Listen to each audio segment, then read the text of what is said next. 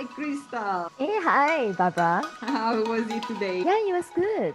I think it was very engaging to start with. Yeah, so I think everyone was, quite participative.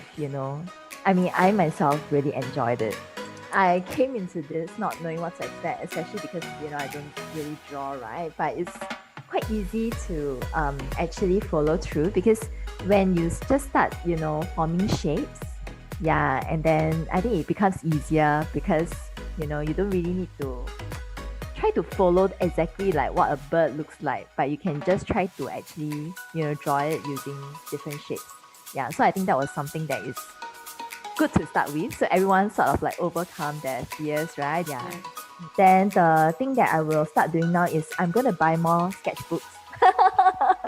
Oh, Yeah. nice. Nice. Yeah, because this has inspired me to like, and I really feel like I'm going back to school. So because we rarely get this opportunity to draw, I guess, after Yeah. you step into the working force, unless it's a hobby of yours. Yeah, so I think this is Yeah. something very different. Yeah, and really refreshing. So thank you Okay, so much, Krista. no I worries.